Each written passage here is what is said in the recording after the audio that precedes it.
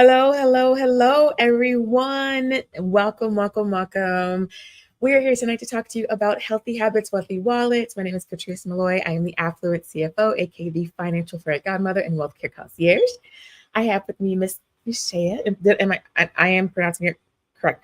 Yes, Okay. you are. Yeah. Richardson. She is the Play Money Coach. I'd love for you to introduce yourself so you can talk to the people and Yes. tell So them what's going on. yeah, thank you. So I'm Nishea Richardson, also known as the Play Money Coach, excuse me. And I work with high achieving professional women as well as nonprofit and for profit organizations to help them build a healthier relationship with their money so that they can have more play money to do the things they enjoy and improve their quality of life. I know that's right. You better tell people about this Play Money. I love that you said that. So you're focusing more so on the personal side of finance, Mhm. correct? Yeah. Getting them straight. So our career women, our executives, our C-suite ladies, all of those. And I happen to do the same thing or similar, I should say, on the business side. So I empower women to build scalable, and sustainable businesses without overwhelm and burnout. And when we talk about some of that overwhelm and burnout, I think a lot of it comes from not handling your finances appropriately, right? Yep. Have you found when you're working with your clients that there is a maybe a money story that they were told when they were coming up, or there was something that maybe happened, if you want to call it a money trauma, maybe that has them operating in the cycles in which they're operating when you speak to them? Yeah, definitely. I've kind of heard it all, right? I've had some women talk about how their parents managed money or, saw how some of the things that their parents went through in regards to money. And, as they're growing up or they're adults now, they're like a lot of that stuff is stuck with them, as you said, that trauma. And they're like reliving it, not even realizing they're reliving it. Cause then they're like, wait a minute, why is it that I'm so afraid of having a credit card? Why is it that, I have to pay my bills this way versus that way? Why is it that I don't like to save? Or why am I someone that loves spending? And because that's what they saw, that's what they knew. And they don't even realize that's the programming that's in their mind. And that's how they're living and managing their money. Ooh, that's a word. That's crazy when we talk about those kind of cycles that we find ourselves in, especially because of something that we may have seen as we were growing up. Mm-hmm. Or I found too that sometimes people want to do the exact opposite of what they experienced as they were growing up too, because they felt like it was just so either I don't want to say irresponsible, but maybe irresponsible, or it was just so stringent that they felt like they couldn't have any of the things they wanted. So now they're like on this spending spree to be able to access all the things that they didn't have access to when they were younger. Yes, yes, all the things. Yeah. And it's like, girl, you spending your whole paycheck. Slow down a little bit. You can spend and you can save and invest. Like it's okay. Yes. So I actually love that you said that. So when you are speaking to your clients and they come to you and they're talking about some of the things that maybe they're experiencing and talk about some goals that they want to have as far as being able to invest, maybe travel, maybe, save for something. What are some of the steps that you kind of take as you're walking them through this process? Yeah. So it always starts with them identifying where their money is going. And this is the part of the process that they actually do on their own, which is very transformational. And almost every client that does this, by the time we have that first call, they like, girl, I done saw some things I didn't want to see.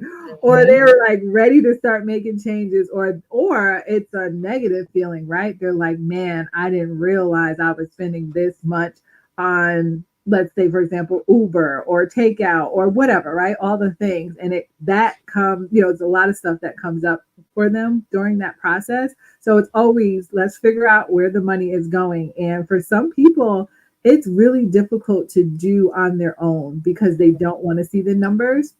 And I feel like the people that actually take the initiative to actually start getting the support from someone like you or I, that's when they're ready. So, they're willing to go and take that step, but then they also kind of need our support, on the back end to say, okay, I did it. Now, can you help me finish it? Because it was a lot that came up and I don't know how to process all of this. Ooh, I love that you said that because just like you said, kind of on the personal side, you have them kind of go through their expenses and identifying where their money is going. On the business side, I do that too as I work with clients. It's like, we need to see what's happening in these monthly cycles. We need to understand if you have things that are maybe on auto pay that you forgot about. Are you really leveraging your cash flow in a way that is going to allow you to grow your business and allow you to hit those profit, margins and goals that you have for the year? So I actually love that you said that too, because I've noticed, and I don't know if you've noticed this too, but if one side is not in alignment, the other side's typically off. So like if Yep. business is kind of like out of order, personal is, and vice versa. Have you found that too as you're working with Absolutely. clients? Absolutely. Yep. Oh my goodness. Do you Can you pinpoint, I'd say, kind of one of the most consistent challenges that you find with your clients? Is there something in particular that it's just like it's either too much of this, too little of this, or maybe vice versa that you can kind of pinpoint? For some reason, we love eating our money. Like, Oh, it's like, why do you need that much food? Or it's like they have groceries and then they have takeout and then they have meal prep. And it's like there's oh, just so much consumption of food. And it's like either something is getting wasted because you're not able to consume all of that food, or we're just spending way too much on food because we're not planning or really like thinking things out of how we actually want to spend our money on food. And it's nothing wrong with wanting quality food, yeah. but just being very mindful of how we're spending it, and are we just buying too much of it, and we can actually just make some changes there. Listen, that's one of my problems too. I'll be honest. Actually, maybe not so much mine because like I cook, but my husband loves to order out. So I'm like, it's all this Uber and DoorDash. Like groceries. I cook some groceries and stop playing. Right, right, right. But not even to be like, but to be serious, right? That's one of the things that's really easy to get away from us because it's convenience, right? We're just like, click the button and it's going to arrive at the house. Yep. Are there any other areas in which you see people kind of do that as well? I'm trying to think.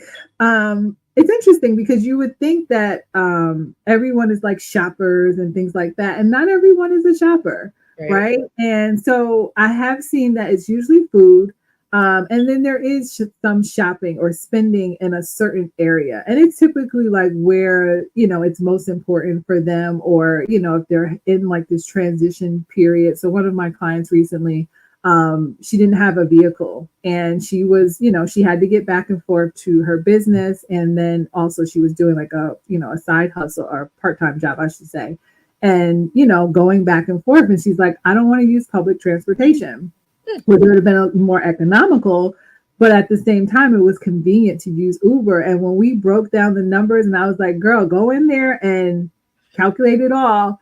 Like, she was just so devastated with the amount of money that she spent in 1 month on Uber. And I was like, and exactly why don't you have a car? Because that's a car payment plus insurance and gas. So it's, yeah, it actually worked out because she ended up getting a car the following month, because it just made sense. And she actually ended up spending less money on transportation. But sometimes we think like, I just need to do this thing to get to the next month or whatever. And we don't realize like we're spending more money doing it this way than if we do it a different way, because we don't sit down and take the time to like really map it out and see what that looks like. Yes, I love that you said that. It's having that conversation with her, having her go through that and really understanding how much she's spending in relation to what she could have, maybe kept in her pocket or what she would have been able to maybe write off as a tax write-off because Mm-hmm. she had a car note and she paid the interest is a mindset thing. And I find too, when we're talking to people, you have to help them.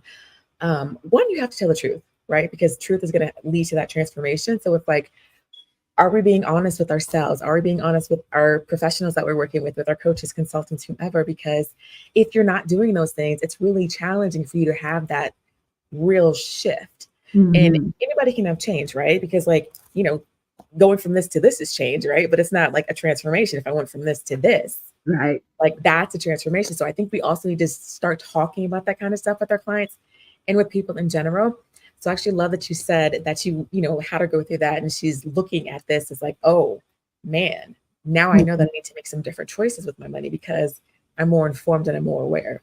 Yes. Yes. I love that. Yeah. Yeah. And I love yeah, that you said, being honest with ourselves, because a lot of it's easy to be like, oh no, I don't spend that much on that, or I don't do that, I don't do this, and it's like, all right, pull up the bank statement. The numbers don't lie, so let's just see. Right. And then we can decide if you do or you don't. It doesn't matter. You're no judgment, but let's keep it real, so that we can really have the transformation that we want versus just talking a good game but not actually doing anything that's going to make the changes.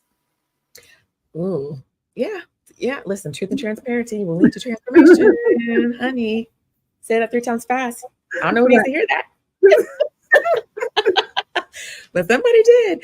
Okay, so I try to be serious, y'all, but sometimes it's okay to No. listen. I feel like I was telling my girlfriend, I was like, I want to make finances sexy again. Okay, I want it to be fun.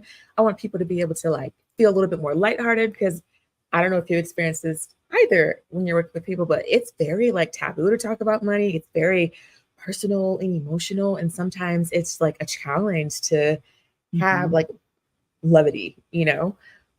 or have an air about yourself when you're talking about money. So I just want to be able to let people know that it's okay. Everybody kind of makes mistakes or missteps when it comes to the Mhm. financial game, and it's just like, let's figure out what happened, let's fix it, and let's switch it up moving forward. So Yes. having these conversations, I think, is incredibly important. Yes, I totally agree. And especially bringing the fun into it because, if we're being honest, money is fun. Like, that's why I talk about play money, is because that's like the ultimate goal, right? Is like, why are we making all of this money, or why are we going to work? Why are we building our business? It's usually so that we can do something fun. Mhm. And it's different for all of us, whether it's traveling, it's, preparing for generational investments, and all the things, wealth, and it just boils down to having fun with our money. And even if it's like, well, saving is not very fun, yes it is, because when you know that you can wake up in the morning and not be stressed out about how you're going to cover an unexpected expense, or saying, you know what, it's okay that we go and buy that washing machine and dryer for our house because we have the money in our savings account. Mhm. That is fun versus saying like, oh my gosh, I don't know how we're going to afford this washing machine and dryer. I guess we got to put it on a credit card and figure out how we're going to pay it off. So listen, I'm Ooh, here for it. I'm here for it. that's an excellent way to look at it. Some people talk about having that emergency fund, and I think I'd rather call it something like a fantastical fund or something like that. You know what I mean? So Yes. to make it a little more interesting, and it's like, what would you put in this, or what would you do with this money if you did not have to place it on something else, like Mhm. your financial obligations for the mortgage or the groceries or for school or your car payments or any of those other things. Yeah. Yes, Miss Donna. Hey, Donna. She says she calls it freedom money. So yes, freedom money. So it's giving you that opportunity to do something, have flexibility, Mhm. have opportunity. Yes. I love that. And I think it's so important. Thank you, Miss Donna. By the way, if y'all know who Donna McPherson is, y'all need to check her out. She's an incredible CFO. Look her up. Okay. Hey, Nana. Yes. So let's talk about fourth quarter. We're Okay. about to hit fourth quarter. Mhm. We have a few months before the end of the year. Is there anything in particular that you're prepping your clients for? You're talking to them about being, ready to either do or not do before the end of the year? Yeah, so I think the conversation is pretty similar throughout the year, right? Just, because it's always the same thing, right? Let's be proactive with whatever financial decisions that we can. So we know fourth quarter, all the holidays, right? I mean, holidays are throughout the year, but like the major ones, Thanksgiving, Kwanzaa, Christmas, all the things. And for whatever reason, everybody acts like they don't know when Christmas is. Or when Kwanzaa is, or when Hanukkah is. And it's like, it's the same time of year. And if you know that you're going to spend $1,000, $5,000, right? Whatever that budget is, we need to be planning ahead. There is no reason for us to wait until December and be like, oh man, I got to spend however much that number is for each of us, right? And I wasn't prepared. Now I have to throw off my budget if you have one, right? Or now I have to max out this credit card because I wasn't prepared. I have to do all these things and put myself in stress mode so that I can cover the holiday. Let's not do that this year. We have September, well, September is over, but we have October and November, right? I know Thanksgiving is, whatever. It's going to be here anytime, but let's really think about how we want to be spending our money. Let's be mindful about our purchases. Also, let's be realistic about what we can afford this year, Mhm. because it's not always about the best gift or how much I spent on that gift. A lot of times people really need meaningful things that they can use. So having that conversation to say, how can I support you this year? What do you need for the holidays? Because some people rather have, a gift card to the grocery store instead of you buying them a new scarf or a sweater, right? So, if you want to jump in, please jump in. But that's like really the conversations that I have all the time, but it's really important in quarter four. Ooh, that's so perfect. I think that's incredible. One of the things that we do with my family for our children is like, okay, now that you've gotten older, it's like we want experiences Mm, instead of gifts. So it's like, okay, throughout the year, you'll be able to get what you need, but let's think about something that's going to be really impactful and memorable for you that you can't really buy with money, yeah. right? So that's one of the things that we do too. And then when you think about from a business perspective, as business owners, typically there's fluctuation in between, the months, especially the holiday months, or maybe even low seasons, depending on what type of industry you're in. But it's what are we doing as far as our cash flow? So I know you Mm, mentioned, preparing to save for buying gifts, but how are you saving so that you can reinvest into your business are some of the conversations that we have too. Now that it's going to be fourth quarter, what are your estimated tax payments going to look like? Are you prepared mm, to do that? Are you going to be, financially strapped because you didn't set money aside earlier in the year, to handle those taxes? So those are some of the conversations that we have as well. So similar to you, I mean, I wish it was more fun. I'm trying to figure out how to make it more fun, but it's reality, right? It's like, okay, I'm a mhm, business owner. I don't necessarily have a W-2 that's coming in. I don't always have consistent cash flow. It's like, how do I prepare throughout the month when things are going to be a little bit slower? How do I make sure that I have a buffer, in my bank account in case something happens? Because something will happen. It inevitably always happens, right? So it's like, mhm. like, what are we going to do for this? So I love that you said that. So is there anything else? Ooh, yes, Donna. She said we must be purposeful about money regardless of the amount. Yes, ma'am. And so I come from a Christian background. And one of the things that we talk about is that, God is not going to give you more than you really kind of tend well, right? So it's like, Mhm. I think that's true. I tend to believe that I've seen that too. If I'm not a good steward of my money, he's like, okay, cool. I don't think you need it. And I'm like, wait, God, I was just playing. Like, I was just playing now. Come on now. But it's like, in a serious manner, it's like we need to really be intentional about our money. We need to make sure that every dollar has an assignment. When you're Yes. talking to your clients, do you say anything to them about that? Yeah, definitely, definitely. And like you said, money, listen, oh gosh, there's so many ways that I connect money to like other parts of life so that people can really like connect with it in a different way, because sometimes they can't like see like, okay, I don't get it. Like it's just a budget, right? But I talk about, how money is similar to a relationship, whether it's a romantic relationship, your BFF, it's a relationship. And think about, let's say your romantic partner and you are not treating them well.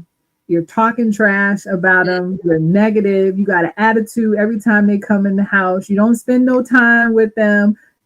You just, out doing your own thing. You're not really worried about them. What you think is going to happen? They're going to go off to somebody else who wants to take care of them. Ooh, And that's what your money is doing. So if you didn't understand it any other way, I put it to you that way. And I yes. feel like when people can make that connection, it's like, oh, I'm not treating my money properly. So therefore, it doesn't want to stay here. Or there's Mm, chaos here. I have no organization. I have no structure. No one wants to be in chaos, right? Well, some people don't, they don't want to be there. They just don't know how to get out of it. But right. no one wants to be in a space that's chaos. They want peace. They want structure. They want to know what to look forward to. They want to, say like, oh, wow, we get to go out on date night, money dates, right? All Mhm. the fun things, right? And that's what our money wants. And when it's in that healthy environment, more of it wants to come. It's like, oh, I like it here. I want to stay. I want to stay. And can we procreate, right? Like, let's have some more, right? So, yeah. I love that you said that. I do that too. I think it's very important to make things really relatable to that particular client because everybody's kind of unique. Here's a question I have for you. Mhm. One of the things that I'm talking about is wealth and affluence with clients. It's like, what is the definition of wealth and affluence to you? What does it mean? Because it's not necessarily a money thing. It's, from biblical standards, it's like a spiritual thing that you have wealth, right? So it's like, what is it that's going to drive you, and it's going to allow you to remain on track and do what we're talking about, and remain steadfast in your journey. That's going to help you get to where you need to be. Because I think a lot of times when we're just saying, well, we need to like make more money. The thing is, more money doesn't beget the money problems that you have. It's like, if you don't understand how to manage the money, it's just going to be a bigger money problem. So I say all that to say is, how do you talk to people about that on your side? Yeah, so I really tie it back to our values and the things that are important to us.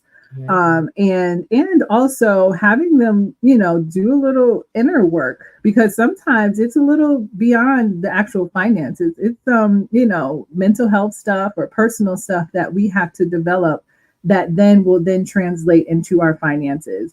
And I only know this from experience, right? It wasn't until I really started taking care of myself that was when I started managing my money better, also making more money, and then realizing, okay, girl, you got to do some things differently, because living paycheck to paycheck and having a car payment that you can barely afford, having literally $10 to get you from one paycheck to the next, not having any money in your savings, having maxed out credit cards, that's not a way of living. We don't want to live that way anymore. I had to have that conversation with myself. And then it started with therapy. And then from there, it led to a healthier relationship with myself and then my finances.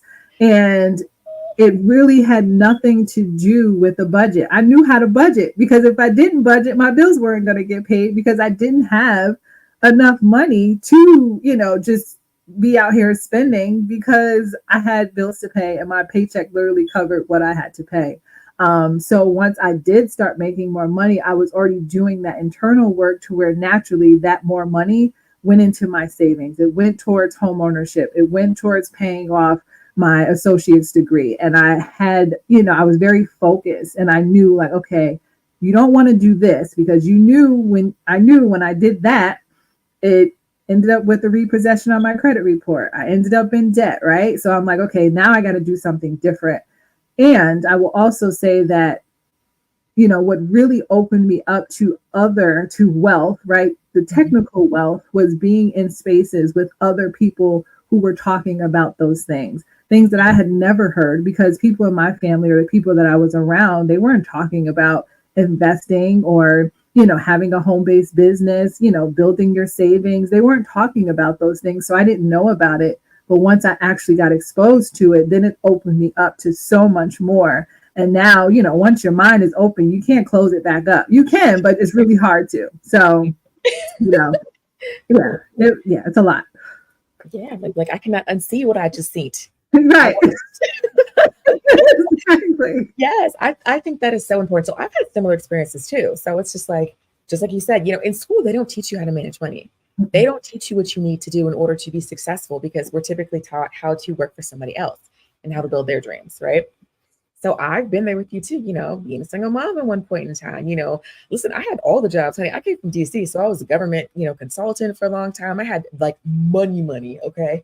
Mm-hmm. And then I moved and I was like, what is this? They were like, we don't have that kind of money here. And I was like, why not? And so it was like, it was a challenge, right? And it was like, when you're used to having that kind of money coming in, you're able to like do things, right? Like my budget doesn't have to be as restrictive, which really in reality, it's not restrictive. It's just giving us a standardized way to manage the money so that we can make sure that everything is covered. Yes. But again, that's that mindset shift, right? It's like when we were younger, like you're basically telling me no, and I don't like no, but it's not that, or maybe it's just not yet for your own good. So it's really just having to think about those things. But same thing, having credit card debt and being like, Lord Jesus, if you just help me get through this, I will not do it again. Type of conversations, right? And other things happen too, right? Loss of jobs. I've been laid off before. As a consultant, it's like you're a contractor, and if the contract ends, and so does your paycheck. So it's like, yep. Listen, man, girl, I've been working for these dollars for like 20 years. Let me tell you. But that's good that you talk about that, because there's a lot of people that are in the situation you were in that are our contractors or consultants, and they think the money is just going to keep coming, and that's how they spend and manage their money, not realizing, hold up, I need to be prepared in the event this contract or consulting job or gig finishes, and I need to find another one. So I'm glad you brought that up because it's very important. Thank you. And then even from the business side, if you are the one that is actually, servicing that government contract, you need to make sure that you're able to pay that payroll. You need to make sure that you're able to sustain that period of time if it's net 30, net 45, net 60 before they actually pay you. Because the government is like, hurry up and wait, kind of been there, done that with them too. So it's like, you really have to be strategic in this. And I think a lot of people don't understand that when they set off, as corporate professionals, but also when they set off in the business world.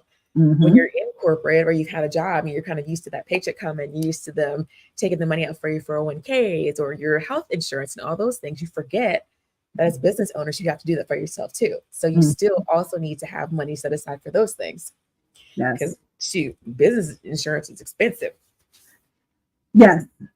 And then even health insurance, it's like, yes, we have the Affordable Care Act, but you still got to pay like $400, $500 a month. And when you're working a job and your employer's paying half of that, you don't realize how much it really costs until you're the only one that's paying, that full premium.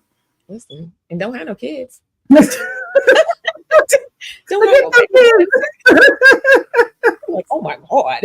Like, can I just pay this in cash? Like, this is like, it's expensive, right?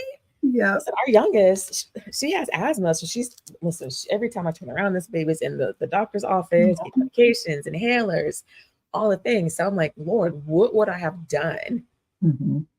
Actually, no, I was in a space where I was like, oh my gosh, what am I going to do with all of this cost? But thankfully, getting strategic, being mindful of the money, assigning a space to all the different dollars, it was able to make that shift. So listen, y'all, we understand.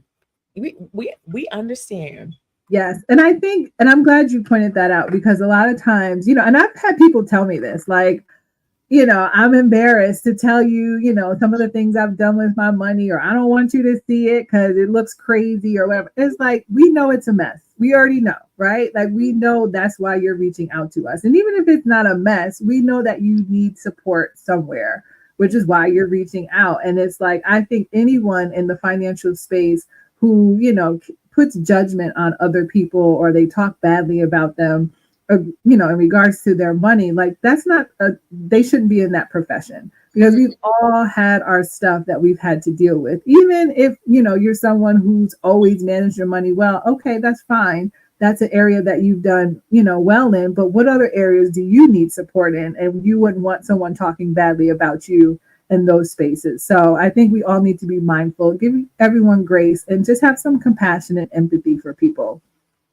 Absolutely. And I think too, just to kind of speak about something in that same vein, when you do that kind of stuff, it makes people less likely to want to seek help to get out of that challenge. And it's like, no, we want people who are building wealth. We want them to understand the importance of using money and using informed decisions to grow their wealth. So it's like, if they say something negative, they're not your people.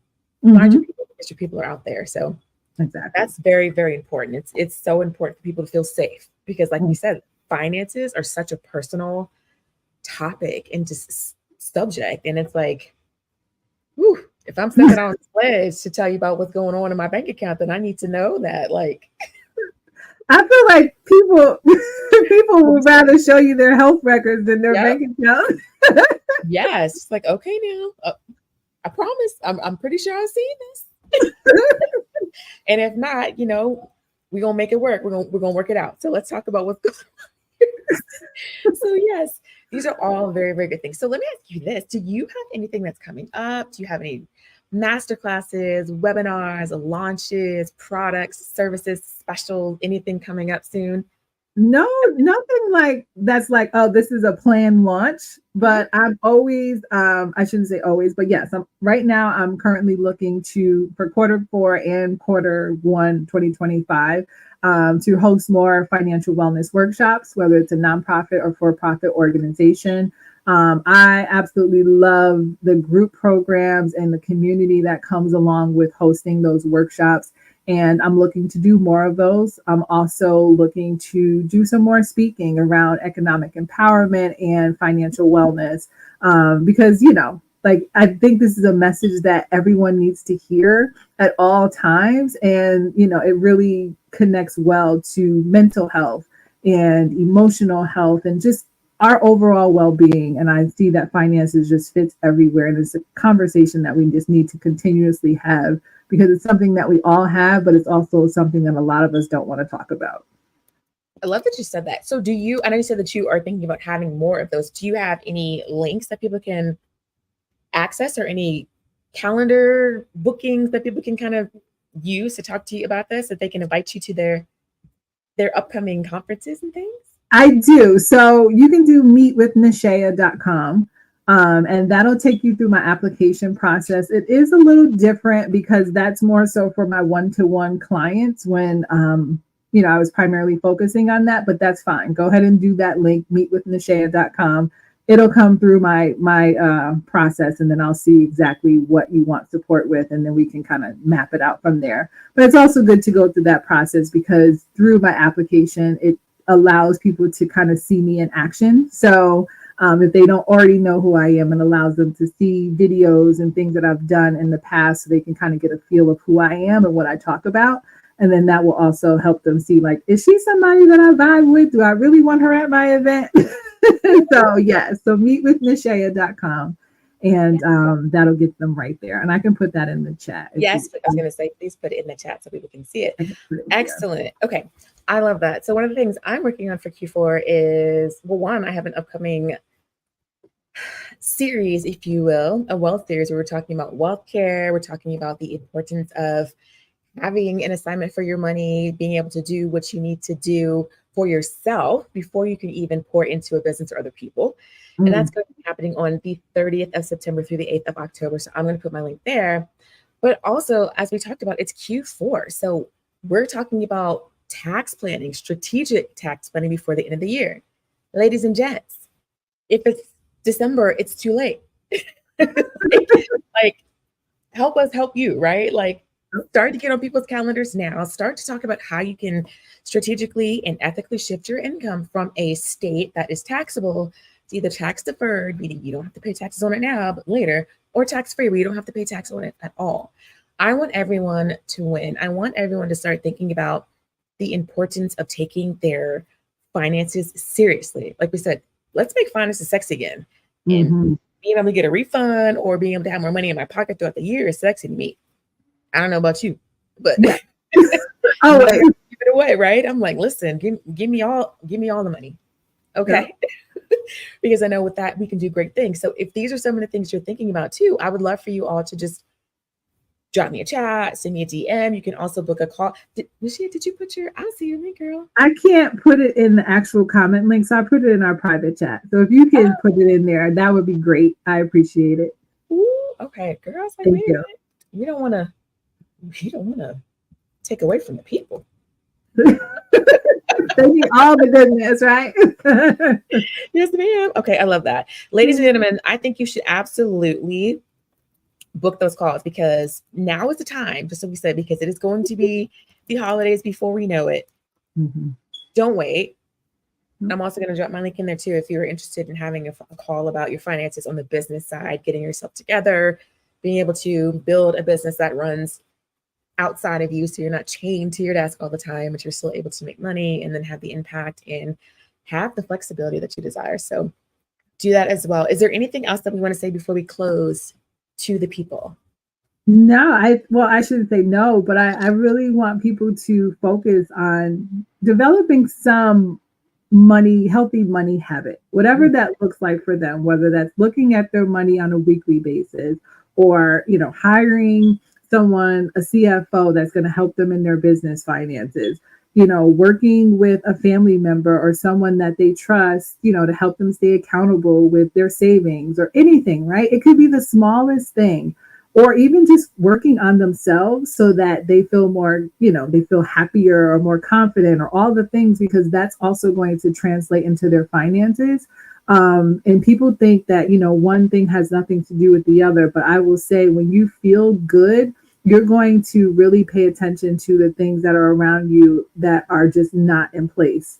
And sometimes, if that's your finances, you're going to be like, I feel great, but my finances don't look so good. So let me do something different. And whatever that looks like for each of us, it's a step, right? So whatever that is, take initiative to do one thing in the next week or 2 weeks that is a positive thing in your finances, and just watch how that then starts, it's like a domino effect. Everything else starts improving. Yes. I think that's a great thing to leave. Do I have an echo? I can hear, no, you sound fine. That's a great topic, I think, to leave off on. And I think even on the business side, it's kind of the same thing. Do one thing, right? Start looking through your bank statements and your credit card statements monthly. At a minimum, I would say, really, I would say at least once a week. Have those money dates like you talked about. Make it fun. Take yourself out to dinner. Get a nice glass of wine or a cocktail. Do something that's going to make it enjoyable, because when you relate that experience to something that is enjoyable and fun, you'll be more open to doing it, and you're going to see how things shift and how things change for you. So I think that's an incredible activity. And if you have a partner, right, your spouse or whomever, you have a fiance or a boyfriend, whatever you've got, business partner, I'd say start to incorporate that with them as well, because when they start to feel like they understand how the money is moving in and out of the accounts, whether that be the personal or the business side or both, I think that helps to have more clarity and then to bring you closer together too. Yeah. Yep. We need that. We need all the connection. Well, let me listen, y'all. We know money will make or break a relationship, child. It will. It sure will. Woo woo, or lack thereof. I tell you, y'all better get on them same pages and stop playing around. I mean it, right? This has been so good. Thank you so much. I am so happy we got the opportunity to talk. Thank you so much for rocking with me. You're welcome. We started a little bit late, but we're here. Yes, we are. And we got it done, and we were amazing. We did. Thank you. So thank you all for joining us. If you were here with us live, #live. If it was the replay, #replay. We'd love to connect with you. If you have any questions, comments, etc., put them in the chat and we will get back to you. And with that said, should we say good night to everyone? Yes. Good night. Bye, everyone.